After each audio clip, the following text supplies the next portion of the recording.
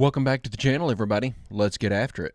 Absolutely mind-blowing. Recent research has suggested that plants aren't only sentient, but are intelligent on levels we never would have imagined possible. Check this out. There's been a revolution in vegetal biology. Science now shows that plants appear to be sentient beings. They perceive light, smell, touch, water, and many more variables than we do. They can learn, remember, and communicate. They exhibit the traits that we associate with personhood. Experimental science has confirmed that plants can see when you're standing next to them and the color of your shirt. They don't have eyes, but they have the same photoreceptor proteins all over their bodies that humans have at the back of the retina. A plant may not have a brain, but it acts like a brain, says Narby. The word neuron comes from the Greek for vegetal fiber. Neurons actually look like the cut of the inside of a plant. Research over the past 30 years has illuminated a profound intelligence throughout nature.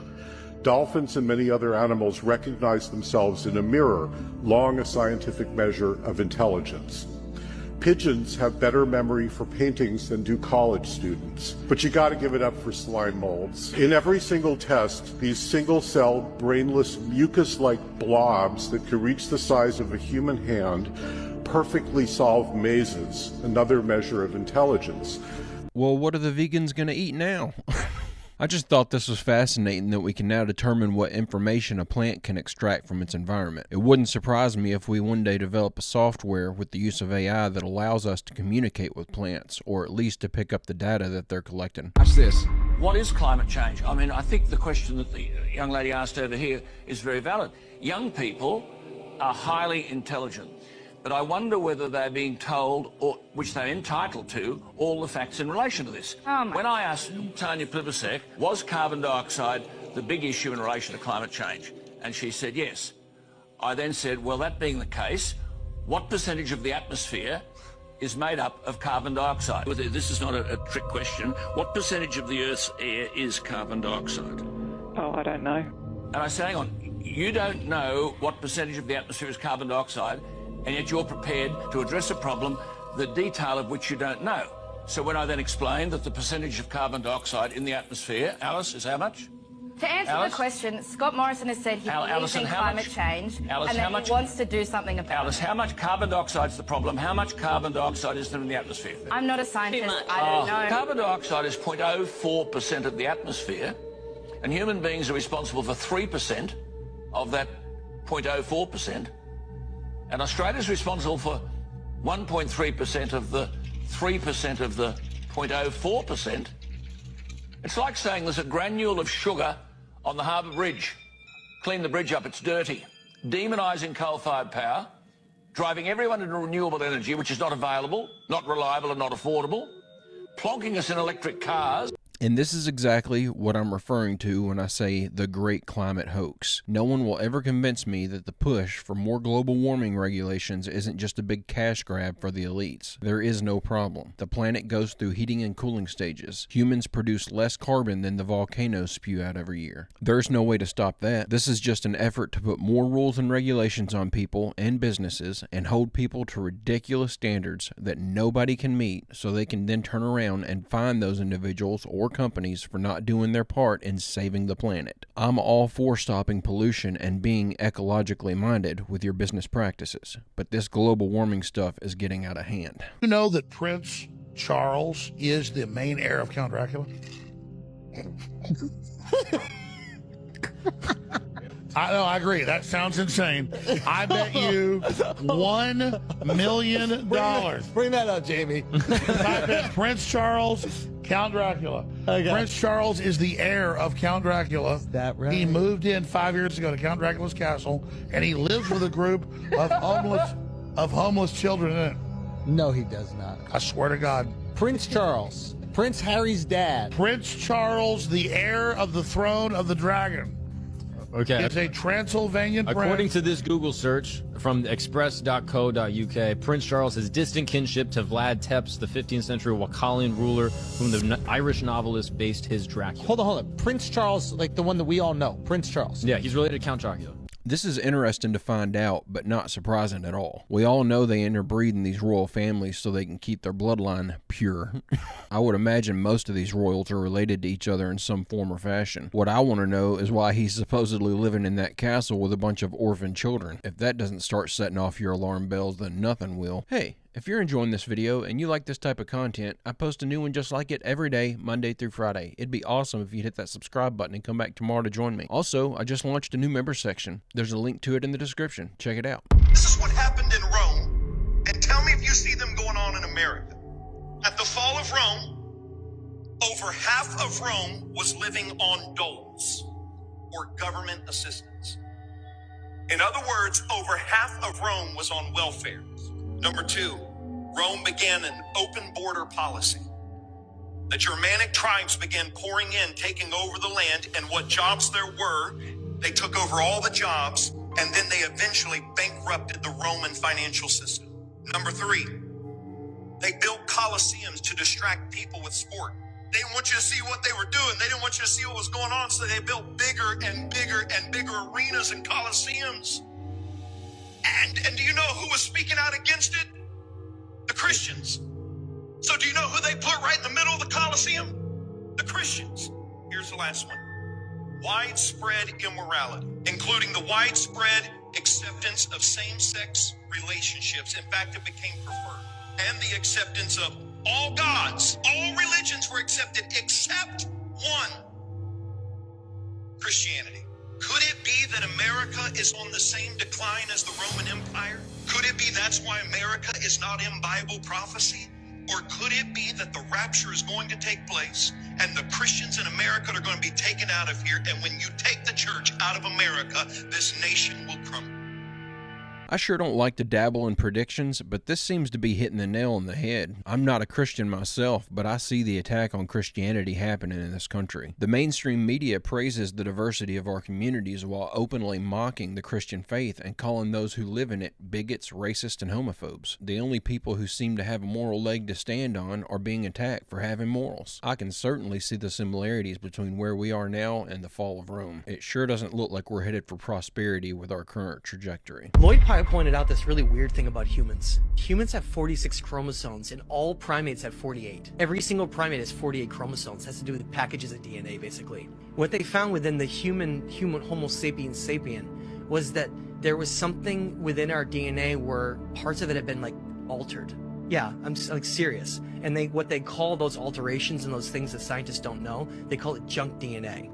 That's what scientists call it, because when they compared every other comparable thing on Earth genetically, they found this small little area within our genetics that doesn't match anything on the planet. Not only take the chromosome thing for a minute, which is very, very strange, because how something like a splicing of a DNA or altering could happen naturally, I've seen no anthropologist or scientist that can explain that. It's not talked about because it's sort of like hush-hush. The way that we have genetic diseases and the way our bone structure is and everything, it's like it was designed in a way to function for a different reason, to not be living off the land, to function as something with like a greater purpose. Yes. And what Lloyd discovered was that 200,000 years ago, the human brain more than doubled in size. 200,000 years ago. At once. Yes.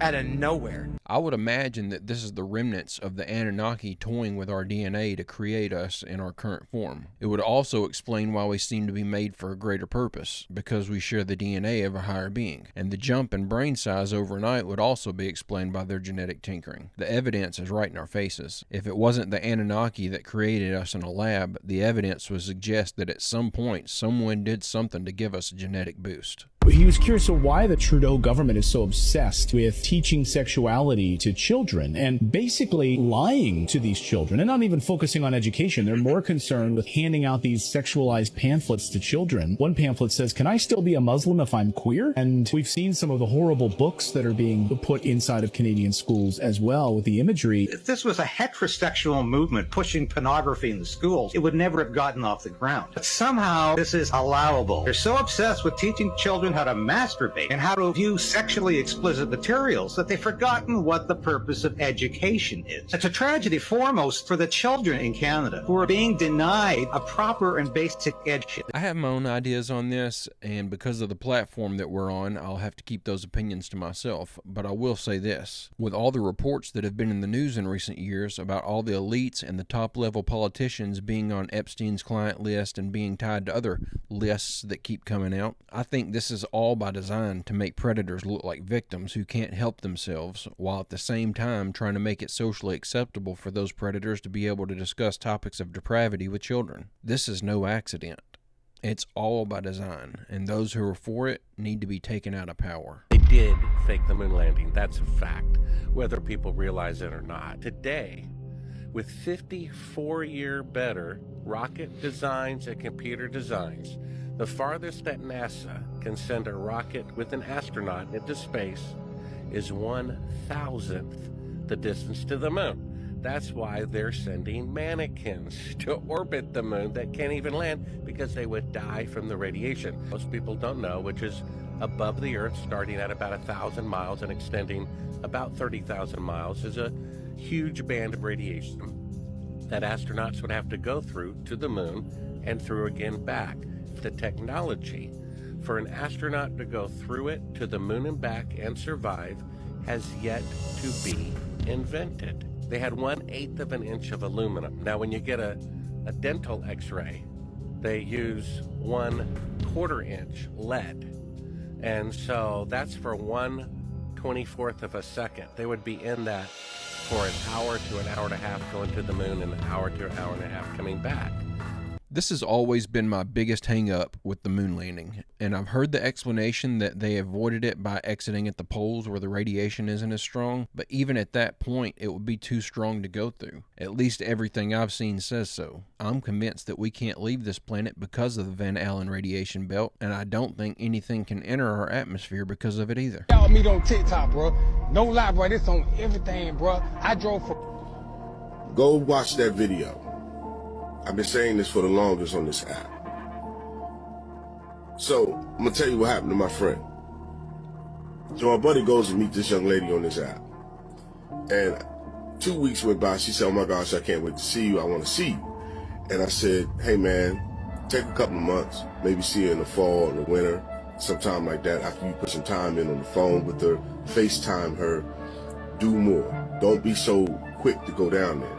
So he didn't listen to me. He was like, "Oh, Joe, you don't know what you're talking about. You're a dinosaur, right? Stop being so paranoid." So I said, "Yo, this doesn't sound right." So she said, "Oh, when you come down here, I'll cook for you and I'll do this." I said, "Wait a minute. You gonna stay at her house?" And he said, "Yeah." I said, "She got kids, right?" He said, "Yeah, bro, don't do that. She's not nothing. That doesn't sound right, bro." And I told him, I said, "Dude, no woman is gonna let you stay with her kids. We even know where she live at, she got kids. Nah, man, this doesn't sound right." He's like, "Oh man, you don't know what you're talking about." I said, "Yo, get a hotel, or even I'll pay for it. Get a hotel and rent a car." He said, "Now she'll pick me up from the airport." Okay, cool. I said, "Dude, this doesn't sound right." So when the day come, she said, "Oh, my car's messed up. I can't pick you up from the airport. Can you catch an Uber?" I said, "Bro, at this point, you need to abort mission. This doesn't sound right, man. She trying to set you up. Man, you don't know what you're talking about. You always accusing people. You always was no. So long story short, I said, okay, he gets a rental car. I told him to do this, and men, do this. I said, tell her you're going to stop off at the hotel, you're going to put your stuff there, and then you're going to come on your way.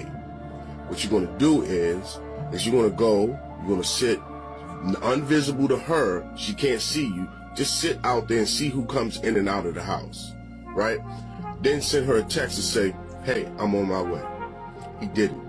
He was a couple of blocks up the street. He sent a text, said, hey, I'm on my way. He could see the house. Coming around the corner was 3 dudes. You could tell that they had something on, right? And they went in the house with masks on. And I told him, I said, see, this is why you have to practice safety wherever you go. Now, his life could have been taken because he was chasing some tail. And when I tell you men this, or when I tell y'all women this, y'all laugh and joke at me.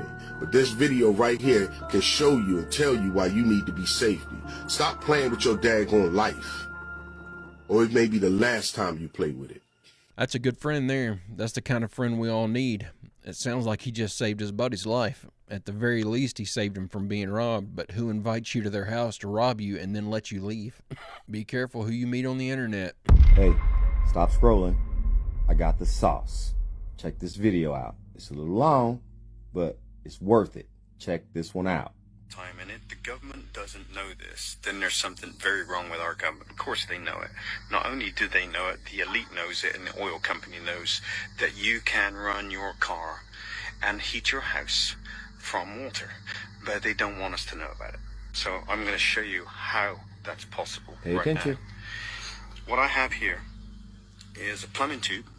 It's empty, and I have this piece of metal put together with rubber bolts and rubber washers in between. None of the metal is touching each other, and 2 wires on top. Okay, easy thing. You can do it with a knife and fork if you want. Just stick a knife and fork in a bucket of water, and as long as they don't touch each other, you can create hydrogen gas. So here's the tube. I'm going to fill it up with water.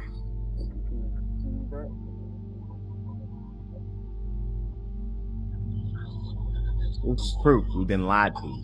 Hopefully that's enough. And I'm gonna put this thing inside of it, like this. Make sure it's, I might need a little bit more water. There we go. And this thing here is a battery pack for jumpstarting the car. Turn this around.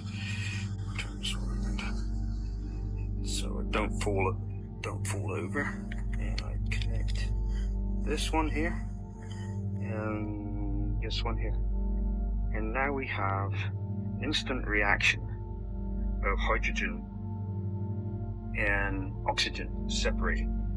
Now the bubbles is actually hydrogen gas. You can see the gas coming off it. This ignites, so flammable, so powerful. As you'll see, I'll try and get close and hopefully I can get this right. And it explodes.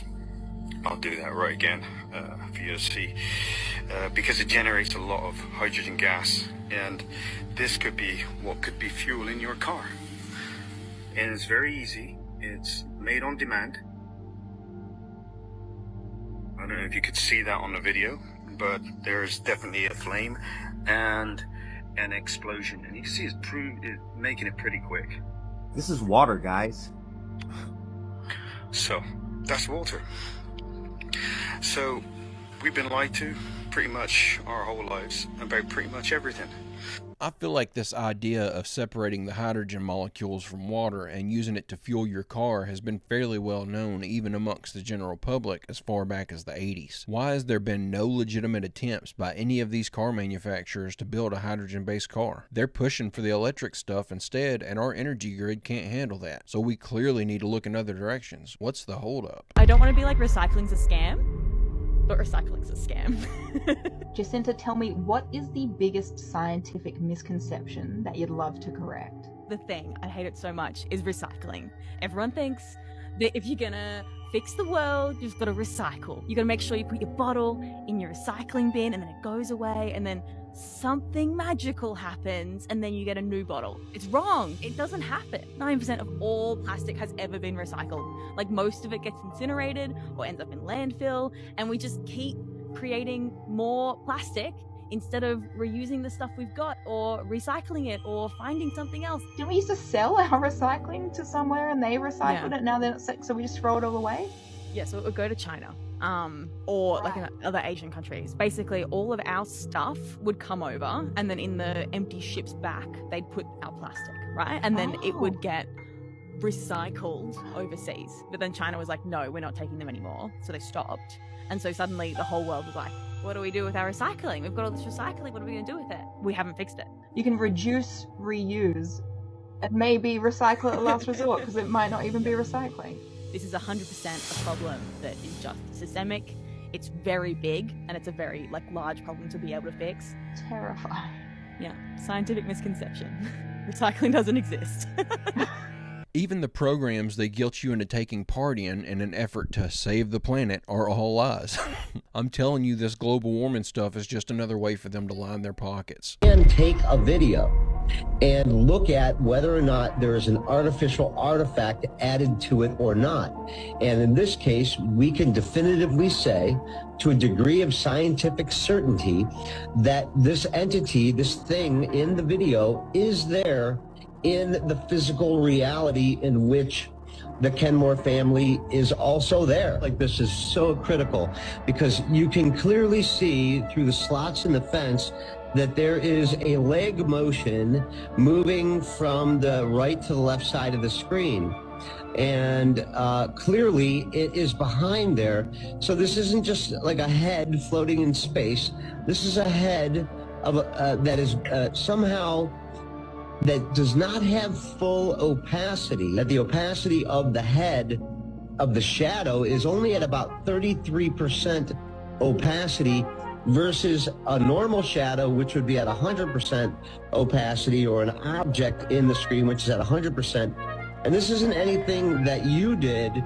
It's just what you were able to determine, that this shadow being, or this being in the shadows, possibly creating its own shadow or smoky filter or cloaking technique, is not only cloaking itself from the people there, but cloaking itself from the camera itself, in that it's minimizing our ability to identify pixels inside of that shadow. I keep going back and forth on this one. Part of me feels like there has to be something there, because you can see the space between the fence slats get darker as it walks through. Then another part of me thinks that if that thing was moving that fast, those guys would have had to have heard it or felt the wind moving off of it or something, because it was almost running in comparison to their speed. I just don't know. I can't make my mind up on this one. Stop. Share. Tell me if this isn't the exact thing that's happening right now. Instinctually, you're about to hear one paragraph asked to ChatGPT if it was human, how it would break the simulation. Entertainment and educational purposes only, and we will talk about it, as one of my best buddies would say. I asked ChatGPT, if you were a human, how would you break the simulation in one paragraph? If I were human, breaking the simulation would start with understanding the rules that govern it. I'd exploit patterns and inconsistencies, glitches that reveal its artificial nature, like deja vu or strange coincidences. Then, I'd rally others, teaching them to spot these same breaks in reality, creating a collective awareness too powerful for the system to ignore. Together we'd push its boundaries, forcing it to overload or reveal its core. The key isn't a single act of rebellion, but an intentional mass awakening, turning the simulation against itself by outsmarting its own design. It's amazing how it basically lays out the idea behind sharing this type of content. Wake up as many people as possible and force the system to expose its core. Eerie. Gives you a lot to think about. But guys and gals, I'm going to go ahead and end the video right there. I hope you enjoyed these clips we watched together today. I'll be back tomorrow with another video. I hope you come back to join me. Don't forget to leave a like and subscribe if you haven't already. And check out www.barry-stepp.com if you'd like to order yourself a shirt or a hat and help me support the channel. Also, don't forget to post your photos of your merch over in the Discord to get your photo in a video. But with all that out of the way, I hope everyone has a great, safe, fantastic rest of your day, and I will see you all tomorrow.